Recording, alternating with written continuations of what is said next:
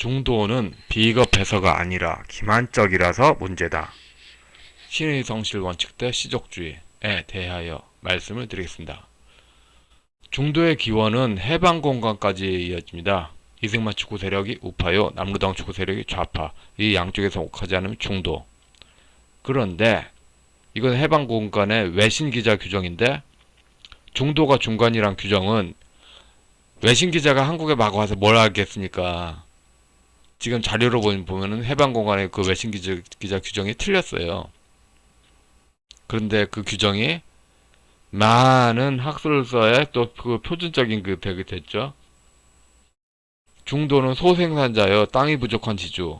권력이 어느 쪽이라든지 타려는 의도를 갖고 있죠. 그러니까 그 중도란 말에서 또 다른 의미는 조선시대 사대부들이 관을 타지 않으면은 자기 희망이 없다 해서 관을 타려는 의지가 있는데, 이쪽 저쪽 관을 다 타려는 의지와 연결됐다. 기회주의하고 연결되죠. 근데 중도란 말을 정확하게 알려면 90년대 출생 세대들은 중도란 말을 잘 모를 수가 있어요. 1980년대 지식 에피스테메하고 연결된다. 여기 또 이 에피스테메 이야기하면은 90년대 이후에 대학 나오신 50대 이하 분들은 다 알아듣는데 70대들은 못 알아듣죠. 그러니까 대학에서 배운 그 인문학 지식이 완전히 달라. 70대들이 대단한 이야기하는 게 아니라 사회 지식 틀이 완전히 바뀌었는데 계속 돈키호테적으로 옛날 거 주장하시니까, 예? 그래서 모르는 거죠. 이 성리학 그 개념으로 그 이제 서양 사상을 읽고서 그 성리학의 그 틀에서는 그 불교나 도교, 무당신앙 이거 읽는 거 완전히 몸에 오염에 묻는 거야. 그거 보면 안 돼. 절대로 보면 안 돼. 그 영화에서 사도세자 나오는 거 있죠. 그 저기 송강호가 그 아들을 그렇게 죽이는 그 영화 최근에 거. 거기서도 그 사도세자가 그 무당 음악하고 불교 음악 막 그게 하잖아요. 그 식으로 그 성리학에 그 관심 가진 사람들은 오염물을 묻으려고 하면 안 돼. 그래서 빨갱이 책은 한 권도 보면 안 돼. 그런 식으로 금서 개념이 나왔어요. 근데 또 한편으로 그런 개념이 싫다고 금서만 죽자고 찾아 읽은 사람도 그때 다 있죠. 근데 우파만 이짓거리 했느냐? 좌파도 똑같아. 누가 더 정통 마르크스주의냐? 누가 더 정통 레닌주의냐? 누가 더 그 볼셰비키 혁명적이냐? 똑같이 정통주의 게임하고 있었어. 똑같아. 근데 이런 그 동일한 체험이 지식 체계 틀에 같이 있었다. 근데 그 뭐랄까 이렇게 자기가 정통 임내 주장하는 것들을 소승이라고 비하하고, 그렇게 그 대승불교가 민중을 위한다고 말은 하지만, 그러니까 대승불교가 뭐 대단한 거 보지 않고 신라시대 생각하면 돼요. 원효대사 아들이 그 유교로 갔잖아요. 그러니까 신라는 불교 군주가 유교 군주예요. 그 식으로 군주하고 연결되는데, 시족주의 신라에서는 이런 해결식 관점이 존재하는 사회가 아닙니다. 그러니까 가족으로 남아 있으면서 가족이 남한테 뭐다? 시민사회 일원이다. 개인이 뭐다? 나 개인으로 머무는데 그 남한테는 뭐다? 시민의 일원이다. 이런 식으로 즉자대자 이런 식으로 해서 나의 본질과 남에 대해서 그 가지는 가치와 이 두 가치를 모두 아우르는 존재가 뭐다? 신이다. 즉자대장 신이죠. 영원히 도달될 수 없는 거죠. 근데 그거를 신이 국가다. 국가가 신이다. 그 다음에 국가가 신이며 그 독일인들은 군주다. 이렇게 바라보고 있죠. 그런데 이런 그 해결하고 그 당시에는 대승불교하고 그렇게 동일하다. 약간 좀 아이유 이지은하고 신봉선하고 같다는 식의 에서 나오는 비약, 아니면 영화배우 유해진과 박지성이 똑같다는 식의 비약을 깔고 있죠. 명백하게 안 맞는 부분이 있어요. 불교하고 이렇게 섞어 치면은. 근데 여튼 남북 문제하고 이렇게 연결해가지고 남한하고 북한하고 섞으면은 어떤 신적 존재로서 뭔가 나온다. 그 신적 존재가 뭐다? 고려연방체, 일국양제에서 중국 공산당목. 그러니까 그 대승불교로 이렇게 섞어치는데 아주 독수가 담겨 있는 거죠. 국민의 기본권을 박탈을 시키는.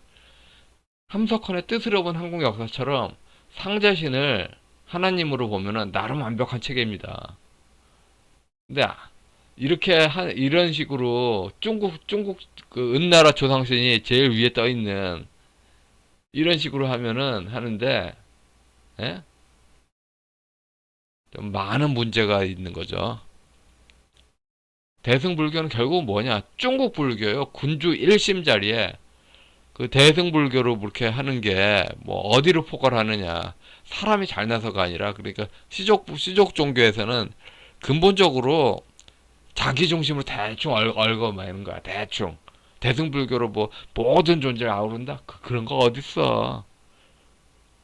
예? 그런 게 어딨냐고. 수양을 하면은, 예? 수양만 많이 하면 온 우주가 머리 안에 있어요? 그렇게 믿는 거지.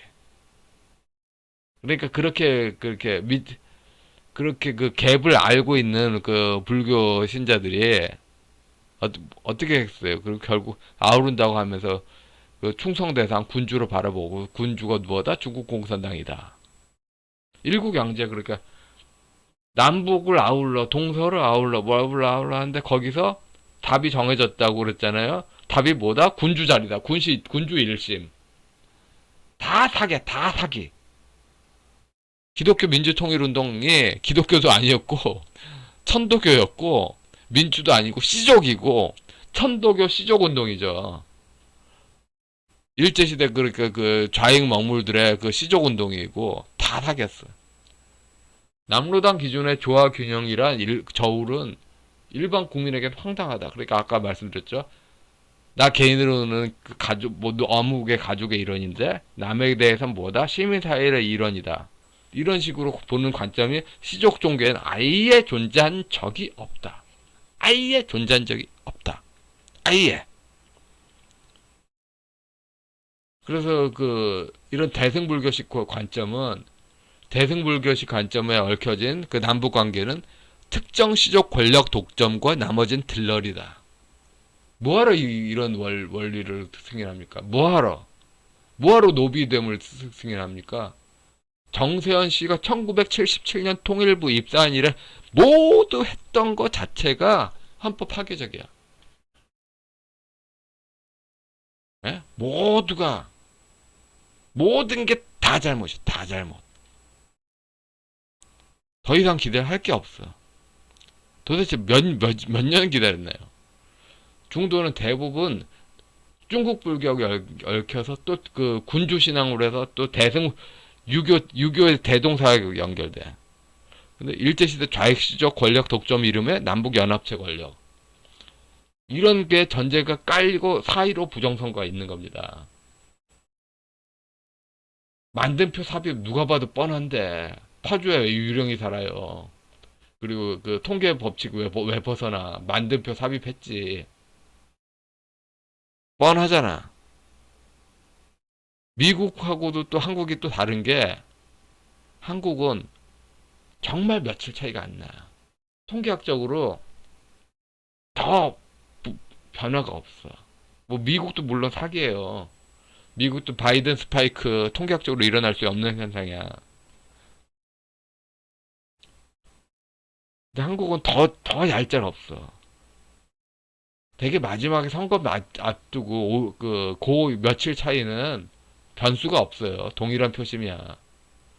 역대 여론조사 표심 봤잖아요. 근데 그 정도 큰 차이 안 나.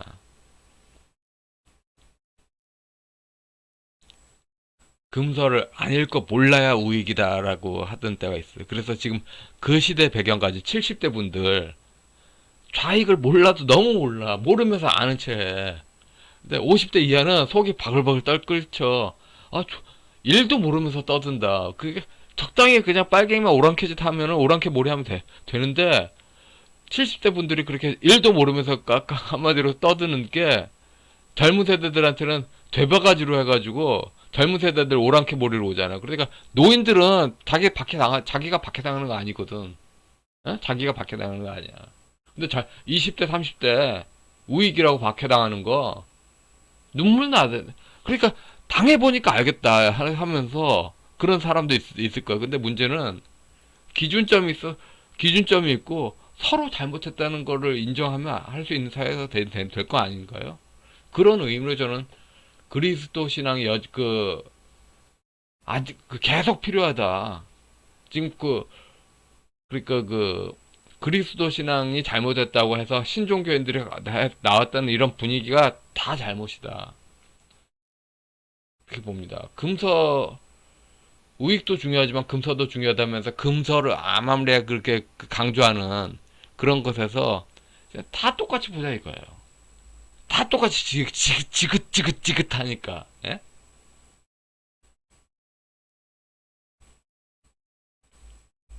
결국 대승불교식으로 권력 독점하면은 그 군주신앙으로 이어지는데 대승불교식으로 권력 독점하는 게 결국 시족신앙이고 시족신앙은 또 송시열이나 한명회 같은 존재가 필요한데 송시열이나 한명회 같은 존재가 정세현 문정인이다. 한반도판 일국양제 로드맵을 왜 하게 냅둬요? 판을 깨버리지. 왜 하게 냅두냐고. 판을 깨버리지.